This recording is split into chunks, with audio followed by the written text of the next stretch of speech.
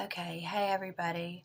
Um, I'm gonna make a video tonight. I feel like compelled to make a video, even though, as you can tell, I still have this like funky head cold. It feels like more than a head cold. Maybe I'm delusional. Maybe I'm truly like losing my mind or grasping at straws. But maybe I'm not.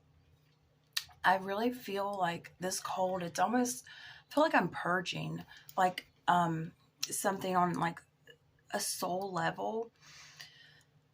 And the reason why I feel this way is in the midst of this random, really just kind of funky cold. It's horrible. Like I said, I thought I had the flu, COVID, or strep. Like I can't tell you if I've ever, like, it's been decades, years and years, if ever, that I have gone to the ER to get checked out for a cold. Like when I had COVID the one time, I knew, yeah, let me get the confirmation, like verification. It's official. I have COVID test. Like I knew I had COVID, but just a cold that I have.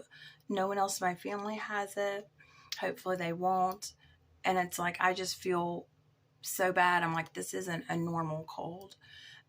It did come back negative, so that's good. But it's been serious. But the reason why I feel like this cold is almost something deeper, it feels like a purge, because I've been having these like um downloads. I have been really working on my mind, working in the right way. I've not been like ruminating or stuck in my head, but I've been really trying to get to this base of having my self-perception align with my just daily actions. Um, and that's really been kind of everything in the past 5 years, having my state of being in alignment with my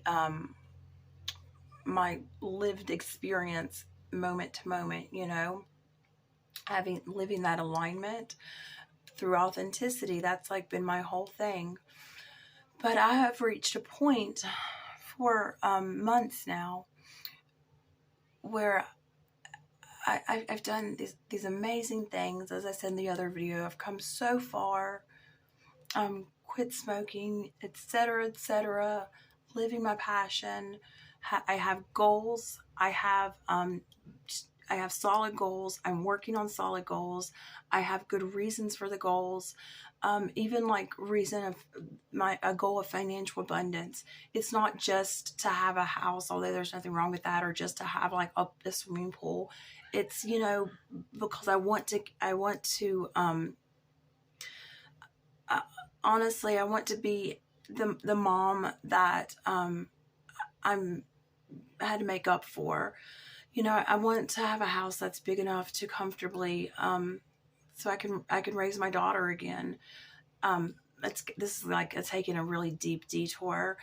But side note, I don't talk about motherhood. I've mentioned it, being a mom. I don't like lie about it, but I intentionally don't talk about motherhood because it's a lot like it's very similar to the last two videos I made on the day I almost died. Those were two videos, a total of 1 hour, talking about the events of this day, this really traumatic event.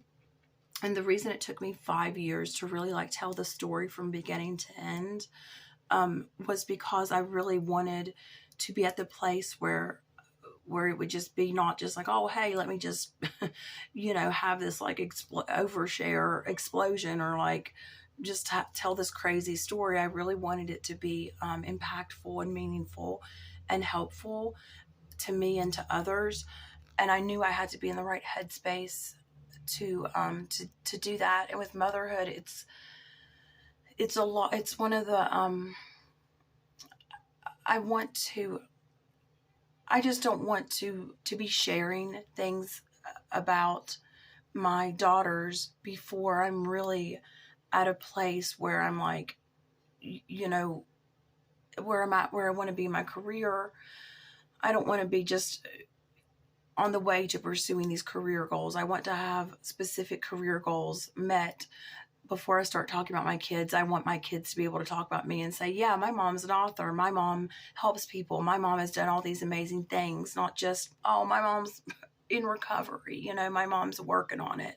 My mom's writing a book. You know, I want I want them to be able to speak about me before I start really sharing about them. And I want to be able to talk about motherhood in a way that's going to really help people, like I said, and help other mothers who are struggling. And because it's so personal, that was one of the biggest things that I really had to work on with forgiveness, because I would reach an impasse with my sobriety and with my mental health. It was one of the hardest things to get over, for good reason. I would reach this impasse where I was like, I fucked up. There's nothing I can do about it. The past is in the past. It is done.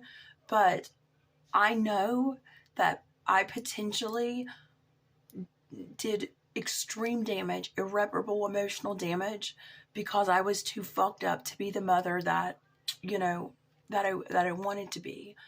That's a tough pill to get over. That's a really difficult pill to swallow. And I didn't know that I should get over it. How can you get over that?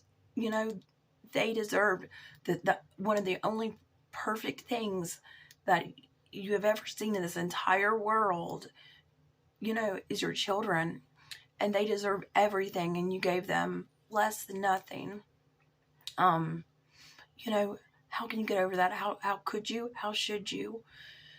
So working through that. And when I talk about that, I really want to, be at a place to where I can share that process in a meaningful way.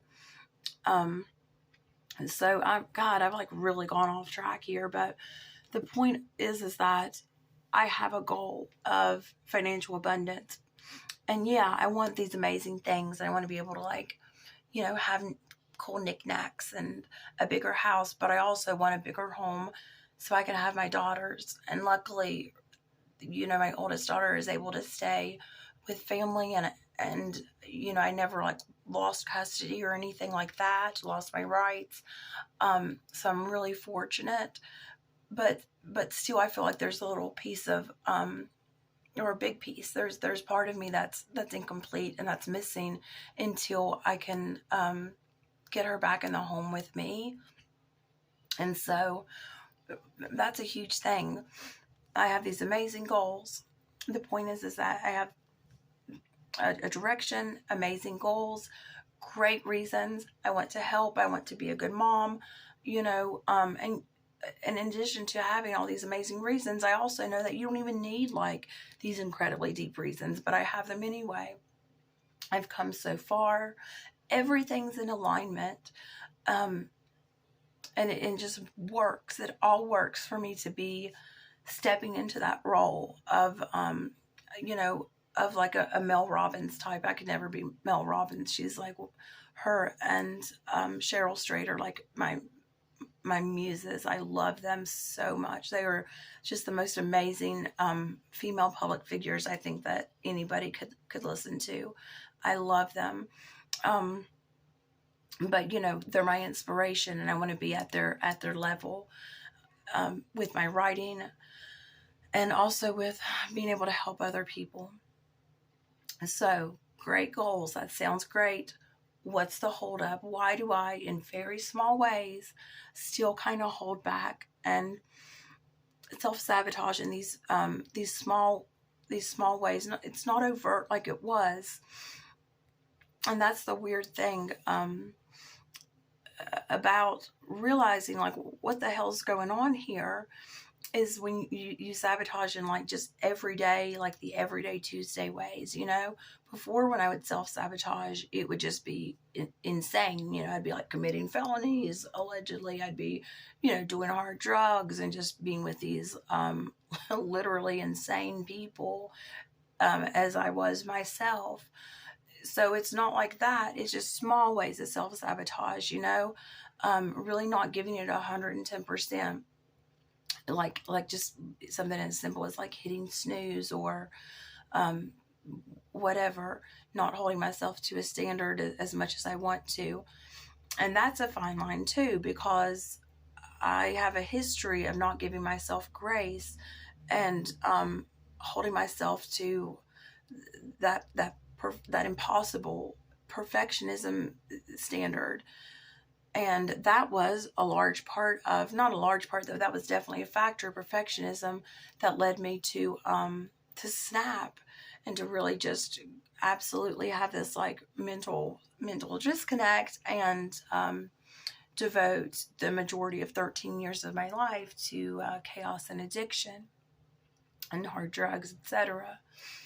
So it's a balancing act, and for me, I think the reason why I still have not manifested is for me something that I still need to work on that self-love. And because I've come so far and I'm so aware of what I need to do, and I have come so far, it almost feels like a finish line, but it's always like a work in progress, you know? And for me, like I have to not ruminate at all on the past, which when I start looking at like root causes and going back to the source and being like, God, like I've said before, my entire life, literally as long as I've had memories, I have had these issues and these really maladaptive states of being. I've had body dysmorphia, although I've never been diagnosed with body dysmorphia. And I don't even know how many people were diagnosed with body dysmorphia in 1989. But I know in 1989, when I started having solid memories in life at age 4, I have a few memories from 3, but kind of like those ego memories, you know, where it's like I'm aware of social settings and things like that. My real like place in the world memories. I never, as I've said, have had a time where I did not despise my body. And I remember having so many memories from pre-K on of just feeling uncomfortable in my human skin, in my female body. It just, I felt like I was bad at being a human. And that comes from just a discomfort in reality. And so when I'm looking at pinpointing how is that? Why? How do I change that? Let's go back. It's easy to ruminate. I have to be aware, not get focused on like, because you can never, when you're answering the question why. I have a chapter in my book, Why Problems. It's actually like a 2-part chapter. It's pretty cool. I think the way I did it, if I do say so myself. The first chapter is called Self-Esteem 101, and the second half of the 2-part chapter is called Why Problems. And they're both about just asking the question why. That's like an absolutely maddening, pointless exercise, because why has no root. It has no origin. You could always go back further and further. And as someone who does believe in karmic debts and life cycles and all this stuff, my God, when you start talking about ancestral trauma, which is a very real thing, and I know, you know, scientifically and from the woo-woo perspective, I believe in all of that. But when you start talking about ancestral trauma, my God, I mean, I believe that I've had some dreams. I had a dream once. It's one of the most vivid dreams I had, for example, that I was burned at the stake. So when I was ranting about Megan Fox, she's not the only one who speaks proverbially about being burned at the stake. I've had those dreams, and I think they're more than dreams. I think I have been burned at the stake. I mean, I think there's a lot of ancestral trauma that we all carry. And my God, how in the hell can you get to the origins of something like that? So, knowing myself, understanding why, fixing it, meeting myself where I'm at, fixing it by accepting myself. That's the tall order, and that's what has to be done. I have to accept myself. And it's so strange. It's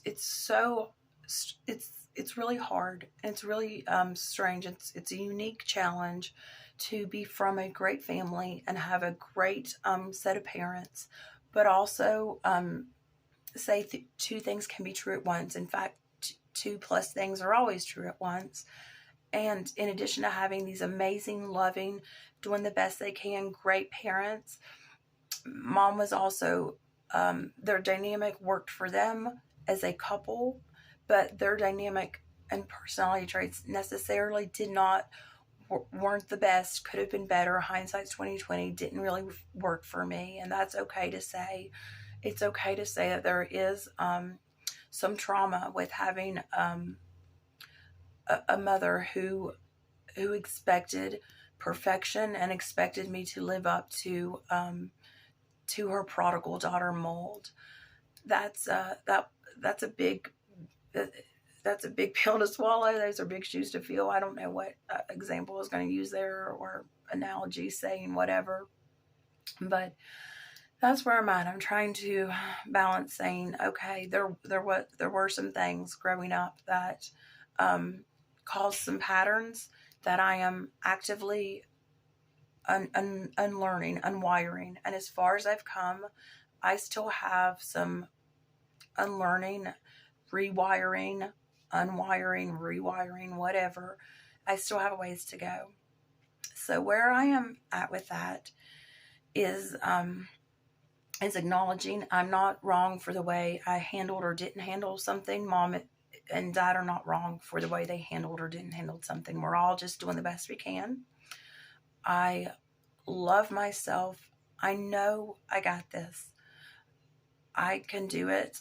I'm going to start the Mel Robbins high five myself in the mirror. I cringe when I say that. She said that's working through that inevitable cringe as part of the process, and that it does help. And I think little things like that, and I'm like, fuck it, let's go for it. That's a starting point, right? I need those dips because self-acceptance and true self-love to the point where you are not even subconsciously impeding your progress because a part of you feels, maybe you're not even aware of it, but a part of you still feels like, not quite worthy, not quite going to live up to it, you know.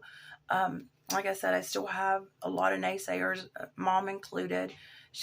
All the time, she's like, oh, are you going to get a real job? How are you going to get published? You don't know anybody in publishing. It's like, yeah, of course I don't, but I'm getting there, aren't I? You know, drowning out the noise and just focusing on myself and from a place of self-love. So I'm going to start doing the high five habit starting tomorrow morning, high-fiving myself in the mirror. I love Mel Robbins. I'm drinking my 8 glasses of water. And fun tip, this is my tip, is I got this awesome water bottle. Look at it. It has crystals in it. And it just makes drinking, it makes the water colder. It keeps it colder for really long, for longer. But in addition to that, it's just fun to drink water. And you're not drinking from a nasty ass plastic bottle. So it's good for the environment, and it's fun, and it makes drinking, meeting that water goal and that health goal, like more fun. So that's what I'm going to be doing. That's an update. These were kind of like some of the breakthroughs and thoughts I've been having in the midst of this like crazy summer cold. So y'all have a good night.